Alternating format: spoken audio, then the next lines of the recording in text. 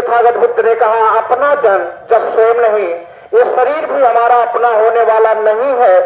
हम तो सोचते हैं कि हमारा बालापन ना जाने पाए चला जाता है, जवानी ना जाने पाए। हमने सोच लिया कि ये मौज मस्ती की उम्र है, लेकिन चली जाती है।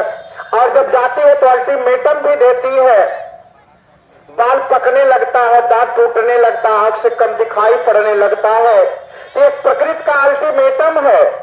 तो प्रकृति यह जो है यादगार दिलाती है कि देख, तुझे रहना नहीं है, जाना है। और ये मनुष्य का जीवन मिला है, तो तू जिस लिए तेरा जीवन मिला है ऐसे कुछ कर्मों को कर ले। लेकिन उसके बाद भी बाल पकता है, तब सोचते हैं पकने नहीं देंगे।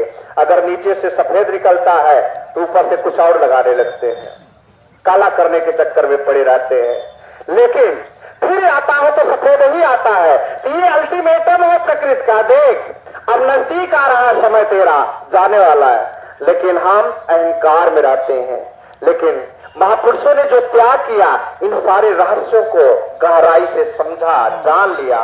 और जब जान लिया तो तथागत बुद्ध के समक्ष उनके पिता राजा सुद्धोधन घबराते रहे, गिड़गिड़ाते रहे, अरे बेटा, अगर तू चाहता है इसी तरह से सन्यासी ही जीवन बिताना चाहता है तो तू क्यों न सारी व्यवस्था ले ले।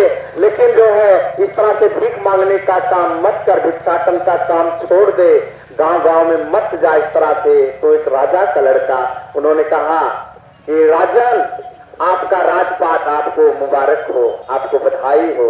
ये राजपाट आप हमारे जो है बुद्धों की यही शिक्षा है कि हम भिक्षा पर आधारित होकर और जन कल्याण के लिए चलते हैं। तो बंधुओं, जब इन सारी बातों को समझ लिया तथागत बुद्ध ने, तो अपना राजपाट, पति, पत्नी और बेटा, सारे लोगों का त्याग किया और एक राज का त्याग किया। और आज अनेक देश बुद्ध के चरणों में नमन कर रहे हैं, नतमस्तक हो रहे हैं। तो बुद्ध ने हमें क्या मोल भाती दिया, हम उसको नहीं समझ पाते हैं। जब सम्राट अशोक ने समझ लिया उस बात को, सम्राट अशोक ने भी सब कुछ जो है जिसके लिए इतना खून खराबा किया था, और फिर बेटी बेटा को समर्पित करते हुए और पुनः अपना पूरा जीवन समर्पित कर दिया। क्यों? ये अनित्य, दुख और अनात्म की जो शिक्षा है, 3 अक्षर में तो है, लेकिन कितनी महत्वपूर्ण खोज तथागत बुद्ध की रही है। और इस बात को जब बाबा साहब डॉक्टर अंबेडकर ने गहराई से समझ लिया, तो बाबा साहब के बच्चे दवा के भाव में मरते रहे, कफन के बिना दफन होते रहे। लेकिन बाबा साहब ने जान लिया कि ये संसार अनित्य है, अनात्म है, अपना कोई नहीं है। और हमें जो अवसर मिला है, ये मनुष्य जीवन का जो अवसर मिला है, हमें अपने कर्मों को करने का जो अवसर मिला है, इसको कर ही लेना चाहिए। तो भगवान बुद्ध ने इसके लिए क्या किया? हम तो बहुत मार्ग तथागत बुद्ध का अपनाते हैं, लेकिन बाबा साहब डॉक्टर भीमराव अंबेडकर को तथागत बुद्ध की गाथाओं में महामंगल गाथा जो बहुत पसंद हुआ करते थे, और उसमें तथागत बुद्ध ने जो सूत्र दिया है, वैसे शुरू से अंत तक तथागत ने पहले ही सूत्र में जो कहा, असेवना चा बालानंद पंडितान च सेवना पूजा चा पूजन आनंद ये तंग मंगल मुत्तमंग। अगर अपना सुखी जीवन चाहते हो, शांतमय जीवन चाहते हो और मानवीय जीवन की सुरक्षा चाहते हो, तो भूल करके असेवना चा बालानंद, भूल करके गंदे लोगों की संगत करना छोड़ दो। और तथागत बुद्ध ने कहा, अगर सफर चलने में तुम्हारे मन मुताबिक साथी ना मिले तो मस्त हाथी की तरह अकेले ही विचरण करो, लेकिन भूल करके गंदे लोगों की संगत मत करो। अगर सुख चाहते हो, शांति चाहते हो। और आज हमारे कुछ लोग चिंतित होंगे, संख्या बहुत कम है, बहुत कम है। लेकिन एक तरफ तो संस्था के लोगों के द्वारा बहुत पहले से बहुत बड़ा प्रचार का माध्यम बनाया भी नहीं गया, और इस तरह से, लेकिन उसके बावजूद आज से माने कितना वर्ष पहले बाबा साहब डॉक्टर भीमराव अंबेडकर 10 लाख लोगों के साथ बौद्ध धर्म की दीक्षा ग्रहण किए। ग्रहण करने के बाद फिर हमारी संख्या कहां गई, कैसे गई, और फिर इसके बाद यहां से लगातार निरंतर 4 कार्यक्रम होते ही रहते हैं। ये 6 दिसंबर के बाद फिर आने वाला है बाबा साहब का जो है जन्मदिन जो है, फिर इसके बाद बैसाखी पूर्णिमा, बैसाखी पूर्णिमा के बाद अभी बीता है जो महान सम्राट अशोक धम्म विजय दशमी का। तो ये सम्राट अशोक धम्म विजय दशमी का और बाबा साहब का जो जन्मदिन का अवसर होता है उसमें हजारों हजार की संख्या में लोग आते हैं। तो क्या उन्हें भूलना चाहिए कि बाबा साहब का परिनिर्वाण भी हुआ है? भूलना तो नहीं चाहिए, लेकिन भूल जाते हैं। नहीं भुलाया। अगर कहीं डांस हो रहा है, गाली गलौज हो रही है, वहां दुश्मन के घर भी बिना न्योता दिए वहां पर जाना पसंद लगता है। वहां तो हमको कहे नहीं, हमारा स्वागत करते नहीं, हमारा नाम लेते नहीं, हम पैसा भी दिए एक बार भूलते भी नहीं। अरे भाई, तुम्हारे लिए बाबा साहब ने क्या किया, भगवान बुद्ध ने क्या किया, तूने क्या किया? और बाबा साहब ने जब कहा था कि तुम्हें अपने ज्ञान का कुछ हिस्सा, अपने धन का कुछ हिस्सा और अपने समय का कुछ हिस्सा समाज के लिए देते रहना, नहीं तो समाज अज्ञानता में फंस जाएगा, तो दलदल में चला जाएगा।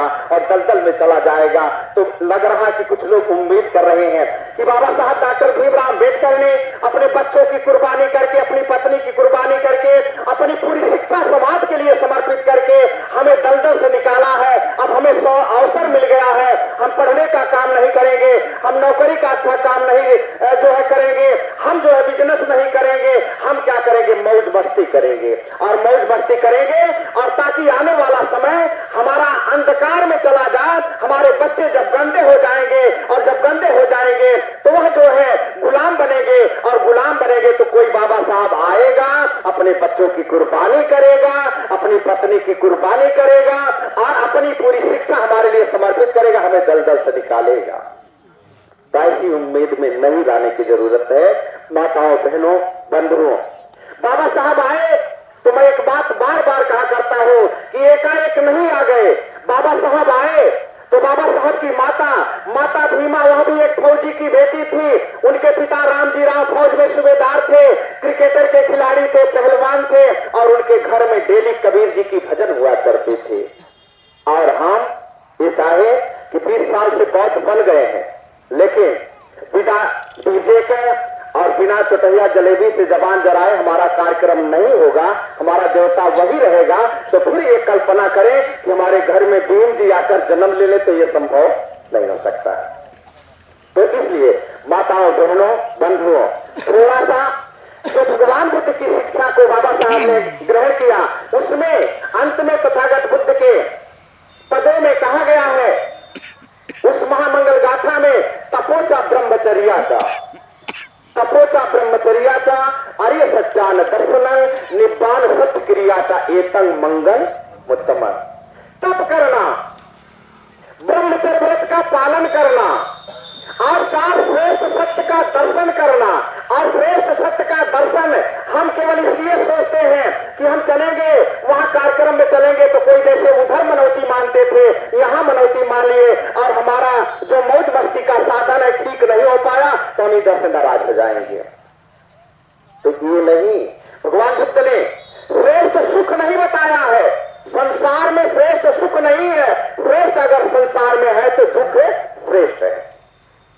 तो दुख को हमें समझने की जरूरत है। तो क्या करना है, तपोचा ब्रह्मचर्याचे, तप करना, इसी में अपने आप को तपाना है। और तपाना किसको है, ऐसा नहीं कि घर बार केवल छोड़कर तपाना है। जैसे पूज्य भंते जी, थोड़ा सा इनकी जो तपस्या है थोड़ा सा आसान है, हमारे लोगों के लिए गृहस्थ में रहकर थोड़ा सा कठिन है, लेकिन इसका मतलब नहीं कि बौद्ध बनकर के हम उस तपस्या को नहीं कर सकते, हम भी उस तपस्या को कर सकते हैं। तो तपाना क्या है, भगवान बुद्ध ने कहा ये इंद्रियों की जो हमारी चाहत है, मिथ्या जो चाहते हैं वही हमारे दुख का कारण है।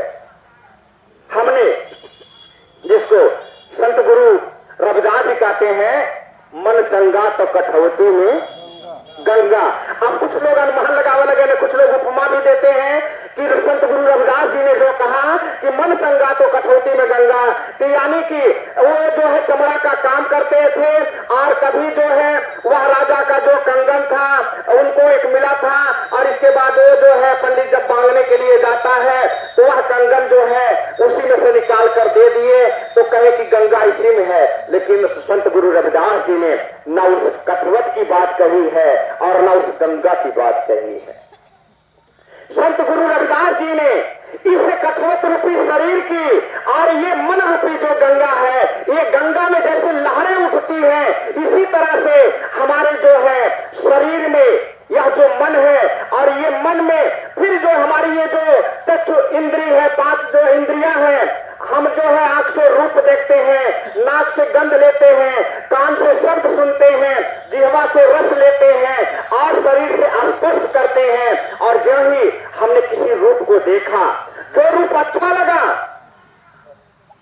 तो उसके पीछे हम पड़ जाते हैं, उसके पाने के चाहत में पड़ जाते हैं, और जो थोड़ा सा गड़बड़ लगता है फिर उसके पीछे हम भागने के चक्कर में पड़ जाते हैं। तो भगवान बुद्ध कहते हैं, संत गुरु रविदास जी कहते हैं, देख पीछे मत पड़, यह जो अच्छा लग रहा है कल ये खराब होने वाला है, इसमें कुछ भी अच्छा नहीं है। जिसको संत गुरु कबीर जी ने भी कहा कि हाड़ बिके मांस बिके, बिके पशु चाम हो, और पशु के बराबर नाही मनई के दाम हो। एक पशु का हाड़ भी बिकता है, उसका मांस भी बिकता है, और उसका चाम भी बिक जाता है, मुर्गा उर्गा के टांगों सब बिक जाला है। और बकरा उकरा के आते क्यों छोड़ा लगा, सब कुछ बिक जाता है। लेकिन कबीर जी ने कहा कि एक सर ले लो इंसान का, जिसका सर बड़ा सुंदर है, आंख हिरणी जैसी है, नाक सुग्गा के ठोर जैसा है, मुंह गुलाब के फूल जैसा है, बड़ा सुंदर सर है। ले लो एक सर इंसान का और एक सर ले लो बकरे का, ले जाओ सरामीर बाजार में दाम लगा दो दोनों का। ये भैया दूसरे मूड़ा ले आल है, मनई के बा बकरा के बा, तो केकर पहले बिक जाई, बकरा के। कहा कि बड़ा सुंदर बा, आंख हिरणी जैसा मनई के जन बाटा, चाहे स्त्री को चाहे पुरुष को, तो क्यों खरीदार हुई का कोई नहीं लेगा। तो कहे कबीर जी कहे कि इसमें कुछ नहीं है। तो कबीर जी आगे कहते, निद्रा भोजन भोग भय बराबर सबका जानी, मरे जिए दोनों के कर महिमा बखाने, और मनई के दहिया पाके करे पशु काम हो, पशु के बराबर नहीं मनई के दाम हो। तो ये संकल्प, ये शरीर की जानकारी हो गई, जिसको तथागत बुद्ध ने कहा कि मानुष तन पावन कठिन। पहली बात तो मनुष्य का जीवन ही पाना कठिन था। यही जिस 4 महाभूत की चर्चा पूज्य भंते जी ने किया, इसी चारों महाभूत से जानवर भी बनते हैं, और आपके भी शरीर की रचना हुई है चारों महाभूतों से। लेकिन आपके अंदर श्रेष्ठता अगर कुछ है तो ज्ञान, और ज्ञान का सही प्रयोग किया नहीं। ज्ञान को केवल अच्छा भोजन के लिए लगाया, अच्छे सोने के लिए लगाया, अच्छा भोग करने के लिए लगाया, और डर में लगा दिया। तो कबीर जी कहते हैं ऐसे मनुष्य और पशु में कोई अंतर नहीं होता है। तो माताओं बहनों बंधुओं, जब तथागत बुद्ध आए चले गए, महान सम्राट अशोक आए चले गए, उनके बेटी बेटा चले गए, और बाबा साहब डॉक्टर भीमराव अंबेडकर जो दुनिया के विद्वानों में अग्रणी विद्वान रहे वो चले गए, तो क्या हम बहुत दिन तक रहने वाले हैं? हमारे भी जीवन का कोई भरोसा नहीं है। तो हमें करना क्या है? उनकी विचारधारा को चलाना है। तो विचारधारा चलेगी कैसे? हम तो मरने वाले हैं, तो चलाएगा फिर कौन आगे? तो उसके लिए हमें व्यवस्था चाहिए। व्यवस्था क्या? अब जैसे हमारे और इस्लाम धर्म के बंधु हैं, उनकी व्यवस्था मस्जिद के माध्यम से चलती है, सिख की व्यवस्था गुरुद्वारा के माध्यम से चलती है, ईसाई की व्यवस्था वहां जो है चर्च के माध्यम से चलती है, और हिंदू की व्यवस्था मंदिर के माध्यम से चलती है। आपकी क्या व्यवस्था है? हमारी व्यवस्था बुद्ध विहार है। और जब हमारे बुद्ध विहार हुआ करते थे, तब ये देश सोने की चिड़िया माना गया। तब दुनिया के कोने कोने से आकर यहाँ नालंदा तक्षशिला विद्यालय जैसे महाविद्यालय जो है विश्वविद्यालय में शिक्षा अर्जित करके और बुद्ध की शिक्षाओं से आगे बढ़कर ये देश बौद्ध जो है धम्म गुरु देश कहलाया। लेकिन जब हमारे महापुरुषों की विचारधारा को नष्ट किया गया, तो अब जिम्मेदारी बनती किसकी है? जिम्मेदारी हमारी है, आपकी है। तो माताओं बहनों, आपको करना क्या है? आपसे बस यही निवेदन कि आप अपने जो है धम्म को सही तरीके से जाने, और शील का पालन करते हुए उपोषित शील का घर में परिवार में चर्चा कम से कम हफ्ते में जरूर एक न एक दिन आप जो है उपोषित शील व्रत का पालन करें। और ऐसा करते हुए, क्योंकि हमने पहले बताया, बाबा साहब डॉक्टर भीमराव अम्बेडकर आए और तथागत बुद्ध सिद्धार्थ गौतम के रूप में आए। जिनकी माता पहले से धर्म के परायण धर्म के आधार पर चलने वाली थी।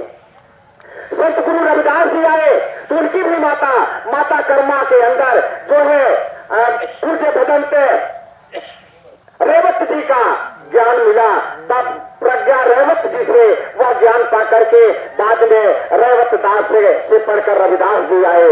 तो अगर आप चाहते हैं कि बाबा साहब फिर हमारे बीच में जन्म ले तो बाबा साहब जन्म ले सकते हैं। बाबा साहब अगर सूरज है तो उनकी किरण कम से कम आप पैदा कर सकते हैं, लेकिन थोड़ा सा आपकी कोख पवित्र होनी चाहिए। जो वायरस घुसा है इस समय का वायरस नष्ट करने के लिए पूज्य भंते जी जो अपनी डिस्पेंसरी लेकर आए हैं, कभी कभी बुला करके एक तरह से शील सदाचार का छिड़काव करके और जो कीटाणु आपके इस बीज को नष्ट कर रहे हैं वह सही हो और फिर जाकर भीम की किरण आपके गांव में आपके घर में पैदा हो और आपका आपके समाज का कल्याण हो। इन्हीं सारी भावनाओं के साथ अब हम लोग एक बार समापन